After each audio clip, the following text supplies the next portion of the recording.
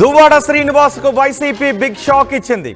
Duvvada శ్రీనివాస్ను party నుండి suspend చేస్తున్నట్టుగా నిర్ణయం తీసుకుంది.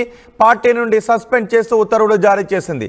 టెక్కలి వైసీపీ ఇన్ఛార్జ్ పేరాడ తిలక్కు మద్దతు ఇవ్వకపోవడంతోనే ఈ వేటు పడినట్టుగా తెలుస్తోంది. దువ్వాడ తొలగింపుతో టెక్కలిలో వైసీపీకి ఎదురు దెబ్బ అనే మాటలు కూడా వినిపిస్తూ ఉన్నాయి. కుటుంబ కలహాలు కూడా దువ్వాడ శ్రీనివాస్ను సస్పెండ్ చేయడానికి కారణం అనే చర్చ జరుగుతోంది. ఇప్పుడు దువ్వాడ శ్రీనివాస్ క్యాడర్ టెక్కలిలో డైలమాలో ఉన్నట్టుగా తెలుస్తోంది. కొన్ని రోజులుగా దువ్వాడ శ్రీనివాస్ పార్టీ వ్యతిరేక కార్యకలాపాలకు పాల్పడుతున్నారు అంటూ దువ్వాడ శ్రీనివాస్ పై పార్టీ కార్యాలయానికి ఫిర్యాదులు వెళ్ళాయి.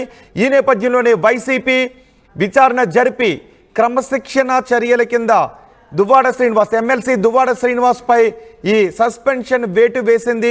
ముఖ్యంగా టెక్కలి వైసీపీ ఇన్ఛార్జ్ పేరాడ తిలక్కు మద్దతు ఇవ్వకపోవడంతోనే పార్టీ ఆ విషయాన్ని చాలా సీరియస్గా తీసుకున్నట్టుగా తెలుస్తుంది.